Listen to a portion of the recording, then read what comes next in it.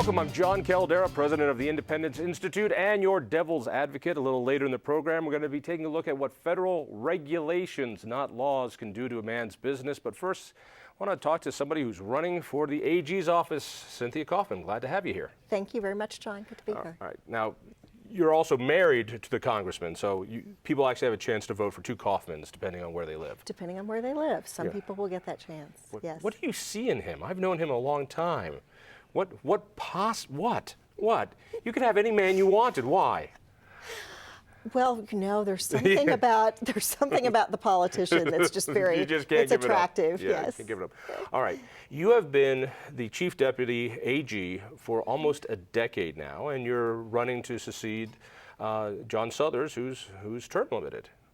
Let's first talk about the position, because everyone talks about governor. Governor's a big deal, but we also have a few of these other seats, including treasurer and secretary of state in AG's office. Why does it matter who's in that office? What's special about the AG's office? We are a check and balance on power in the different branches of government in many ways, and we are there to make sure that government follows the rules.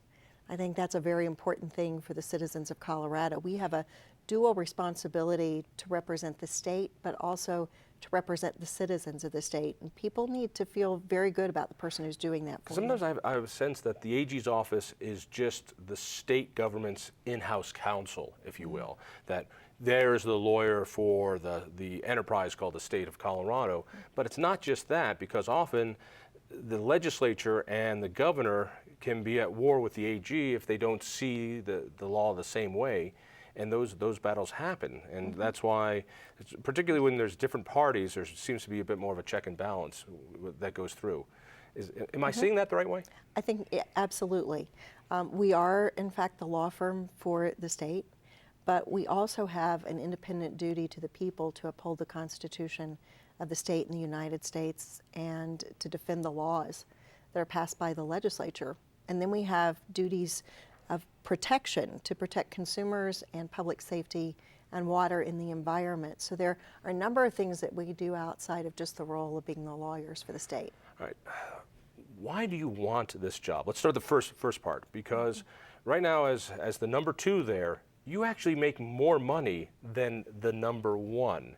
So you're running for a race where you're going to have a sizable pay cut. Now, I've been told women aren't very good with mathematics, but that doesn't seem to make a whole lot of sense with me. Why would you want to do this? You're lucky you're not running for office. I'd make a commercial out of that statement. But you know, I have in the decade that I have been there developed a real appreciation for the role of the Attorney General in state government and the role that Attorney Generals play nationally when they work on issues together. And it's not something I started out thinking I would do, John, but after the 2012 election and when people started talking about who might run for Attorney General, that was when I realized that I had the desire to move up into the position myself. You'll be running to replace John Suthers, who's been there when he leaves office about a decade. I mean, he has had a long run. In the last election, I think he got more votes in favor of him than anyone else. People are wondering then, well, is this a replacement for John Suthers? Is this John Suthers light? What's the difference between John Suthers and Cynthia Coffman that she comes in? I mean, although she obviously knows how the machinery works and can jump in, are you running for his third term? Or are you running for your first term? How do you see it? Yeah. I see myself very much as independent of John as I do independent of my husband. We have different styles and different approaches both to leadership and I think to politics and policy. And while Mr. Suthers and I have certain principles that we certainly hold in common, or we would not have worked as well as we have together for the last 10 years, I have my own way of doing things, and you can't sit in the number two spot and not look at the number one job and think how you might do things a little differently. And I have done that over the last 10 years. There are things that I would like to see the office do that are different. Such as what? Give me a for instance. You know, we have, Mr. Suthers and I have built what I think is an outstanding law firm for the people of the state of Colorado. But I want to build on that foundation now that that's in place, and I'm very comfortable with how the office is running. I want to have an Office of Community Initiatives, John, that transfer some of the knowledge that we have in the Attorney General's office, things like consumer protection, dealing with data privacy and information security. We know a lot that we just need to do a better job of sharing with our consumers and the voters of Colorado. Same thing when it comes to public safety issues. I have several areas where I think the office can make an impact. School safety and preventing school violence and working on mental health issues with kids in conjunction with other state agencies, and then dealing with human trafficking and issues that we have seen arise around the legalization of marijuana that are shifting things in our state. Let's take a few of those. Now, you're running against the former prosecutor for the Adams County area, Don Quick, and well, first of all, when he sat in this chair and talked to me, he said, and I quote, "Oh, Cynthia can't do the job because she's a girl." Direct quote. All right, maybe not a direct quote. But he said he was a prosecutor. And by being a prosecutor, that gave him the ability to do this job. Because as a lawyer and as the AG, not only do you act as a lawyer this way, but you do make prosecutions, you do criminal investigations, and you follow up on that. So why wouldn't a prosecutor like Don Quick have an edge? Well, prosecution is certainly part of what we do in the office. If you look at the office as a pie, prosecution is a slice of that that you would ask for seconds on if it was Thanksgiving. It's about 15% of what the office does when you count prosecution and criminal appeals.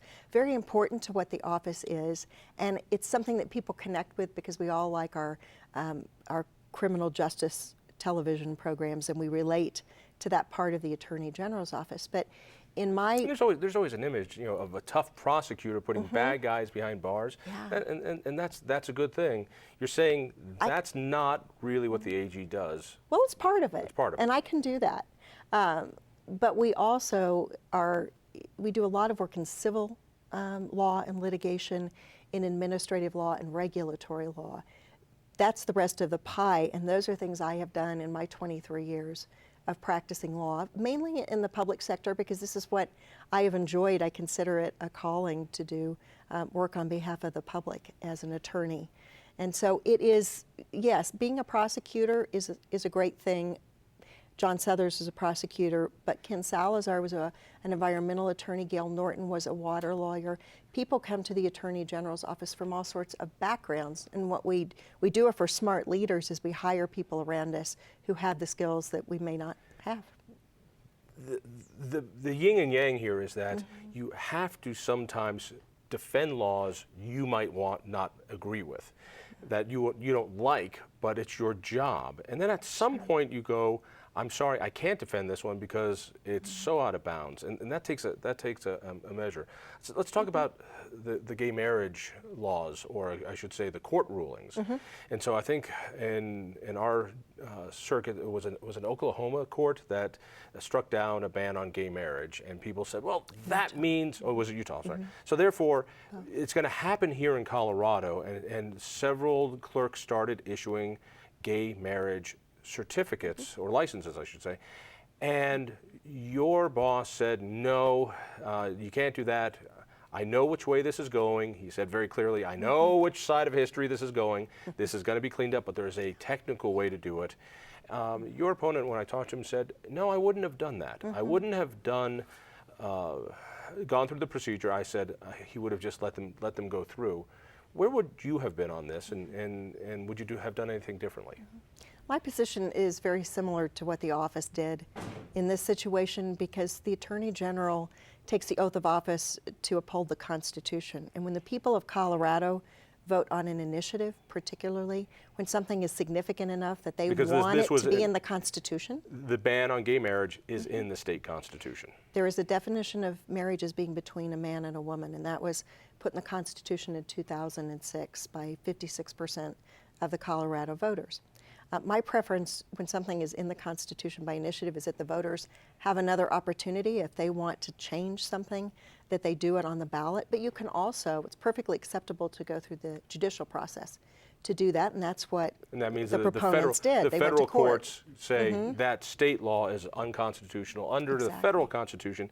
And that hasn't really happened, although the Supreme Court has ruled by not ruling and letting the lower court stand. And then Jon Suthers said, all right, that's the way it is. You would have done it the same way. Does that mean you feel that gay marriages shouldn't become legal, or does that mean that this is a practice of law and you need to tie it up properly? Exactly. There's a responsibility when you're the Attorney General to defend the law.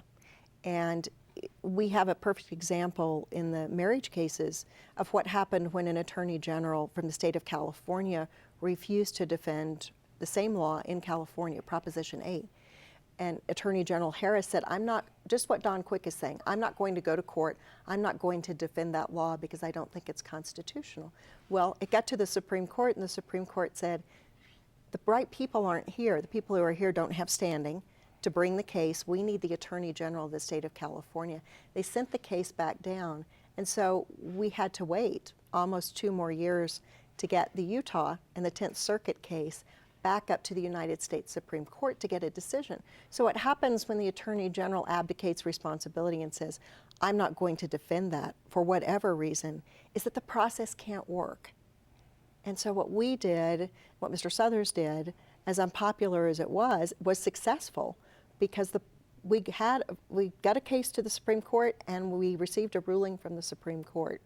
And that was the purpose. At which point, that's the way laws get changed, That's not it. just because one person says, I don't like it. All right, well, let's go to the other ones. Right now, there is a case in federal court against the Taxpayer Bill of Rights, and it's going to be up to the AG's office to defend our Constitution, state Constitution, from this challenge. And I want to make sure that you're going to do that because that, I believe, needs to be protected. And a lot of people don't like that part of the law. Oh, that's true. And I would assume that my opponent, if he was elected, would have a lot of political pressure brought to bear not to defend Tabor. But Republicans in my party and a lot of folks in both parties see the benefit of the Taxpayers' Bill of Rights and voters being able to approve their local and state tax increases. And yes, I absolutely will defend that as Attorney General. AG usually stands for aspiring governor, because in most states it seems like this is going to be a stepping stone to get somebody into the governor's office. Is that something that tickles the back of your brain every now and then, should you win this? You know, we can always tell at the conferences of attorneys general who it is who has in mind running for the next office. Jon Suthers has never been that person. I don't see myself as that person. I'll make the typical political statement is I don't rule anything out in the future, but this is the job I really want. I want the lawyer job. Well, you did the lawyer job for a long time, not only with the state at the AG's office, but also in the governor's office. Why do you like that so much? You could make some real cash out in the real world. Do you realize with all this experience, there are big law firms that would pay you big dollars. Well, don't remind me. This is That's not the why I time to said be this is a talking. calling. And it really is something I was brought up, my folks were very much schooled, my sister and me, in public service and civic responsibility, and it really took. And my dad was a lawyer. I wanted to be a lawyer to follow in his footsteps, and he was an elected prosecutor and then a judge. So in many ways it makes sense to me that this is the path that I have chosen. When I look back on AGs, I think, and tell me if I'm wrong, Gail Norton was the only female AG in Colorado history. That's also a Republican, and this might be one of those, and I know Marty Albright ran a few years ago, but the wave of politics was against her. This is a Republican year, and yet there's another woman running for this seat, for a party that has a war on women. I'm not too sure what this says. Well, one of the reasons I wanted to run, John, was to dispel that notion that we couldn't have a statewide elected Republican woman. And I think and hope that I appeal to unaffiliated women and maybe some Democrats as well with my beliefs. When it comes to this war on women that's going on, and the constant fight, if I see another senatorial ad about who loves uteruses more, I've had it with that. But is the AG department, is the AG's office, does it have a lot to say in those type of laws? And that really, you don't make policies, do you? No, and I remind people that we're not the policy makers, we're the law enforcers in our office. And I will never be voting on issues that have to do with birth control and abortion or guns or wedding cakes. I'm not there to make policy, I'm there to uphold the law once the elected officials make the law. The gun case fell into your office's jurisdiction with the need for technical guidance. If you get into office, will you change that technical guidance? Because the governor asked, wait a second, what does this mean? What does ownership mean? What is transferring a magazine? What about giving it to somebody who's I mean, there's all these little questions. And John Suthers and staff had to put together their reading of what the law was, which is a very unusual thing to ask an AG to do. Do you see that you might change any of those readings should you become AG? Any of those advice? I really haven't thought about it in that respect. I've thought about the fact that it will fall upon me to defend the legislation. The sheriffs and the folks who were suing the state over the gun legislation agreed to that technical guidance, and it actually helped us avoid an injunction.